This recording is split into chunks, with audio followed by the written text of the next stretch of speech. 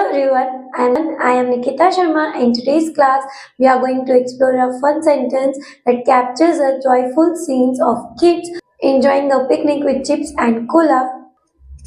Let's break it down and see how every word plays part in this delicious picture. It's our week 1, day 2. In previous class, we already discussed day 1, and now again we are trying to differentiate or breaking down the sentence in the delicious part of this sentence, that is picnic. So let's continue, or let's dive into our today's lesson or a concept. So firstly, the punctuating the sentence, eating chips and sipping cola, the children were enjoying their picnic.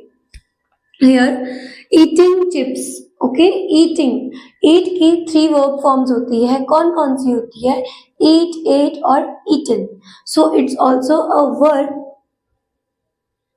okay, but here we are using ing with verb. So you have to remember that whenever we are using ing with verb, okay, it would be an imposter verb, okay. Which verb it is? Imposter verb. Again, chips is a noun, and chips is a common noun because we don't know the quality or we don't know the brand name, so it's always a common noun. Again, and is a conjunction because when and is used to show the relation between two things. Here, eating chips and sipping cola, these are the two sentences which and is joining it to conclude or to show the relation between them. Sipping means it's also a verb. Here, cola is a common noun because common noun ये इसलिए है क्योंकि Cola में soda drinks भी आती है, soft drinks भी आती है. अगर यहाँ पर कोई स्पेसिफिकली ब्रांड का नेम गिवन नहीं है, इन दैट केस आपको कॉमन नाउन ही करना है. यहाँ अगर ब्रांड का नेम होता Coca Cola, then it would be a proper noun, but यहाँ वो चीज नहीं है, इसलिए हम इसको किस में कंक्लूड कर रहे हैं, कॉमन नाउन में कंक्लूड कर रहे हैं. The is definite article. Children is a common noun because हमें यहाँ पे नहीं पता है कितने चिल्ड्रन है, ठीक है, और कौन है. एड्रेसिंग का नहीं कर रहा है, वो जनरल कैटेगरी में इंक्लूड कर रहा है, इसलिए यहाँ पर कॉमन नाउन है. वर्ब जो है वो एक पास्ट फॉर्म है, ठीक है, वॉज वर्ब पास्ट टेंस के फॉर्म है, तो यहाँ पर ये भी वर्ब की तरह ही यूज होगा as a helping verb, past participle के अकॉर्डिंग वर्ब्स टू बी, ठीक है. तो ये ऑन गोइंग जो भी इवेंट हो रहा है या एक्शन हो रहा है, वो ऑन गोइंग पास्ट का एक्शन हो रहा है, इसलिए यहाँ पे इसको पास्ट टेंस का ही फॉर्म माना जाएगा. एंड इंजॉइंग ये एक वर्ब है जिसके साथ में ing है, तो ये इम्पोस्टर वर्ब है. इम्पोस्टर वर्ब है ये, ठीक है. दैट जो है वो पॉजेसिव प्रोनाउन है, ये शो कर रहा है कि क्या वो कर रहे हैं, ठीक है, what they are doing on the picnic, ठीक है. एंड पिकनिक जो है वो कॉमन नाउन है क्योंकि यहाँ हमें नहीं पता है कि वो पिकनिक जो है एडिशनली कौन से इवेंट पे, कौन सी जगह पे, कौन से प्लेस पे हो रही है, किसके साथ हो रही है, we don't know that, so we are concluding it in a common noun. So again we are going to our sentence.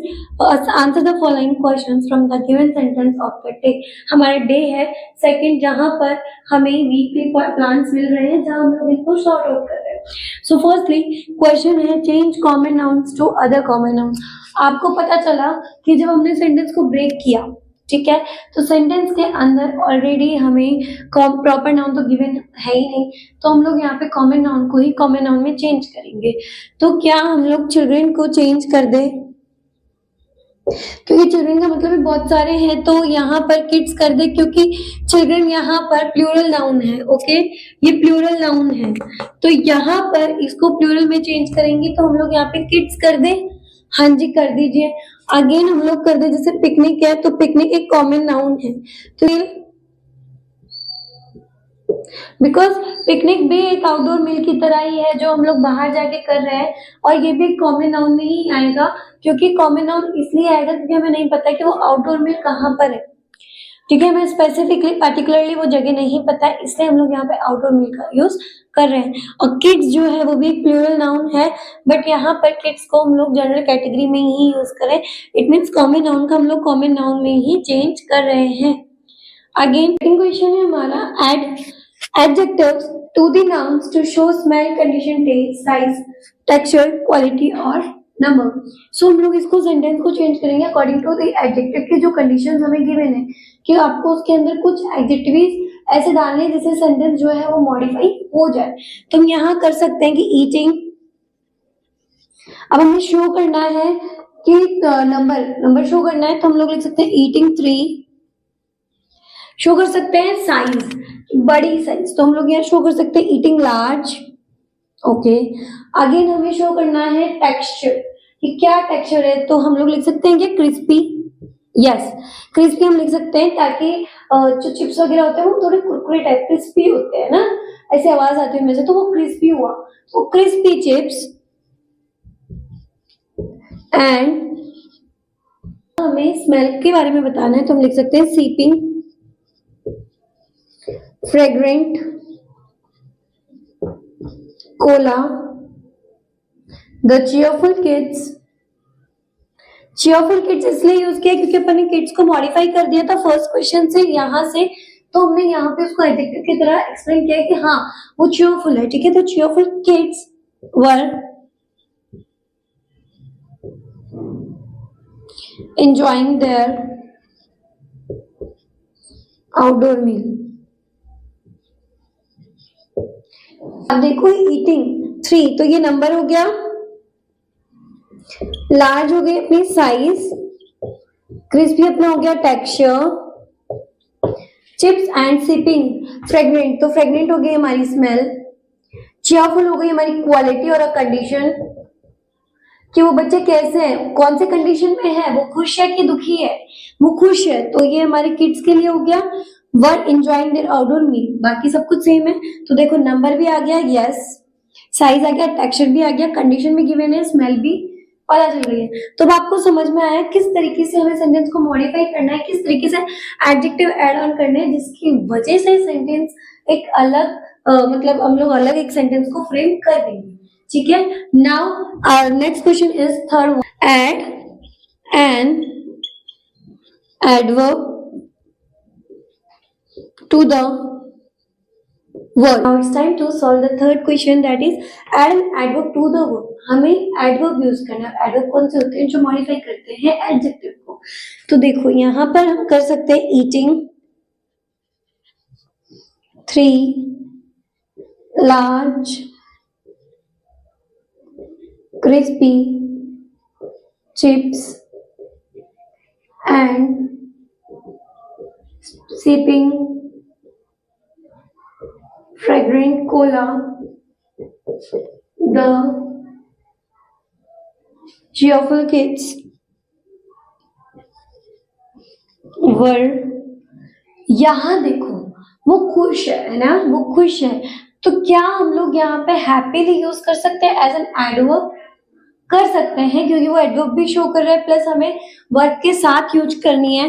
तो क्या हम यहाँ हैप्पीली यूज कर सकते हैं? हाँ जी कर सकते हैं, क्योंकि एंजॉइंग जो वर्ड है वो ऑलरेडी क्या है, हमारा वर्ब है। सो यहाँ पर एंजॉइंग जो है हम लोग यूज कर सकते हैं with the help of adverb in the sentence. तो समझ आया कि हमने एडवर्ब कहाँ यूज किया है, वर्ब के बाद में, जहां हमने शो किया happily।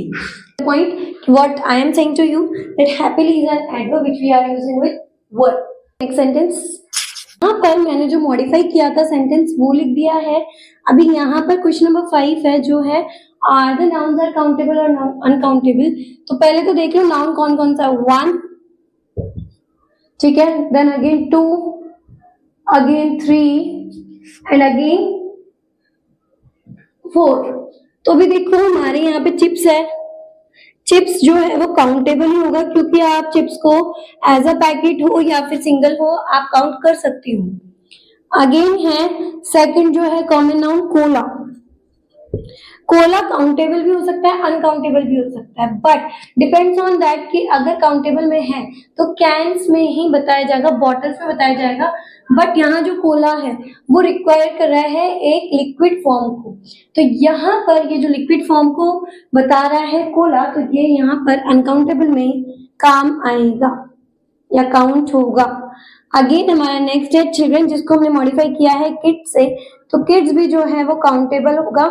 अगेन पिकनिक जिसे हम आउटडोर मील बोल रहे थे इतनी देर, तो ये भी काउंटेबल है क्योंकि आप काउंट कर सकते हो कि कितनी मील्स है दिन की, 2 3 4 5 6 7 8 10, या फिर जो भी मील्स है आपकी वो काउंट हो सकती है। तो हमसे हमने 4 को डिवाइड किया, देखा कौन सा क्या है, किस कंडीशन में काउंटेबल है और किस में नहीं है।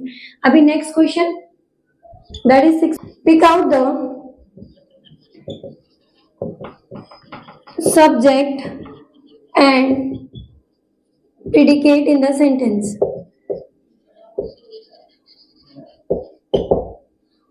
तो देखेंगे यहाँ पे सब्जेक्ट क्या हो जाएगा, जो एक्शन को शो करता है, दैट परफॉर्मिंग एक्शन, जो एक्शन परफॉर्म कर रहा है।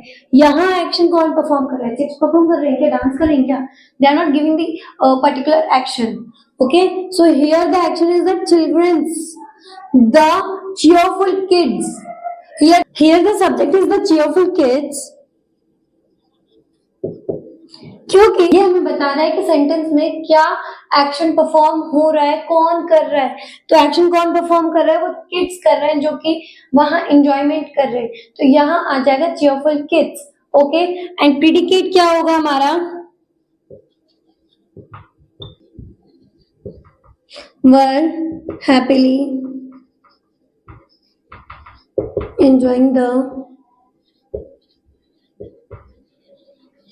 में क्या होगा, वर हैप्पीली एंजॉयिंग द आउटडोर मील। इसका मतलब है, प्रीडिकेट का मतलब होता है जो सब्जेक्ट काम कर रहा है सॉरी, जो सब्जेक्ट काम कर रहा है, ठीक है, उसी को शो करना एज अ प्रीडिकेट का काम होता है। तो ऑब्जेक्ट और प्रीडिकेट आपको समझ में आया कि सब्जेक्ट का मतलब होता है जो सेंटेंस में काम कर रहा है, ठीक है, और प्रीडिकेट वो होता है जो सब्जेक्ट क्या काम कर रहा है उसको बताना, वो प्रीडिकेट होता है। यहाँ आज की क्लास हमारी फिनिश हो जाती है। Thank you for participating in today's lesson और concept. We have learn how a simple sentence can be filled with meanings and creativity. Think about how you can apply what you have learned with your own writing skills. Encourage you to observe the language around you and share your findings in our next class or in our comment section. Till then, keep exploring and expressing yourself through words. Enjoy the rest of your day. A wonderful day. See you soon.